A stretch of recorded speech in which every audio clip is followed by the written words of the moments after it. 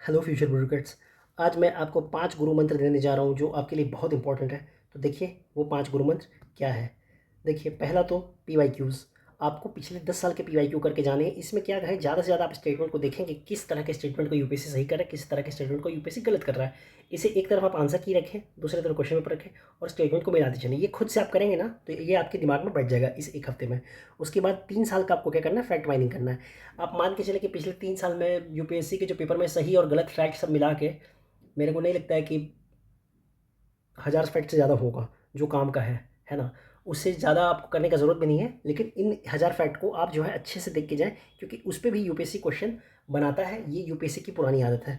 दूसरा जो मंत्र है वो ये है रिवीजन का। रिवीजन का ऑर्डर आप ये रखें: polity, geography, environment, ancient, modern और करंट अफेयर। सिर्फ इन्हीं फोकस पे रखें।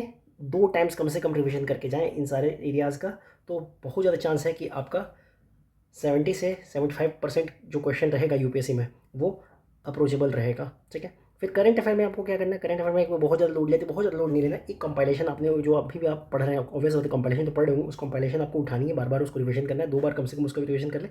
जनवरी फरवरी में क्या करें, आप मंथली उठाएं और इन्वायरमेंट, इकोनॉमी और साइंस एंड टेक बस फरवरी तक का करके जाए। मार्च और अप्रैल के चक्कर में ना अपना टाइम वेस्ट आप नहीं करें। ठीक है। चौथा जो है वो है सी सेट। सी सेट में क्वांट और रीजनिंग के पिछले 5 साल के पेपर आप देख के जाएँ, उसी से देखिएगा, फिर से उसी के बेसिस पे आपका नया क्वेश्चन भी बनने वाला है। तो उन उन टॉपिक्स के जो फॉर्मूला है उन सबको रिवाइज करके जाएँ। रीजनिंग के जो क्वेश्चन पैटर्न है उसको देख के जाएँ कि किस तरह से क्वेश्चन आ रहा है, कैसे सॉल्व करने का तरीका है। यूट्यूब पे जो लेक्चर्स पढ़े हैं उसको भी आप देख सकते हैं। इंग्लिश के लिए क्या करें, एक एडिटोरियल आप पढ़ के जाएँ डेली।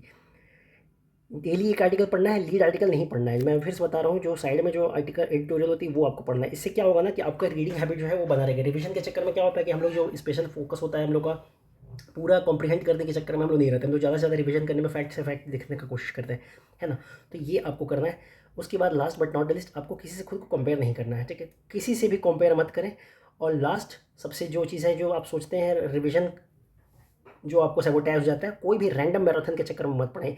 ये यूट्यूब के व्यू के चक्कर में आप उनका व्यू बढ़ा देंगे और पता चलेगा कि आप 15-20 घंटे अपने वेस्ट कर रहे हैं और उससे 4-5 सवाल से ज़्यादा आया नहीं है। इसीलिए आप वही 4-5 सवाल के लिए ना अपना वेस्ट मत करें, ज़्यादा से ज़्यादा अपना स्टैटिक को रिवाइज करें, करेंट अफेयर को देख के जाएँ, बस यही काफ़ी है। ठीक है, ऑल द बेस्ट। मिलते हैं प्रीलिम्स वाले दिन, उस दिन एनालिसिस करेंगे और कट ऑफ प्रेडिक्ट करने की कोशिश करेंगे। ठीक है, थैंक यू।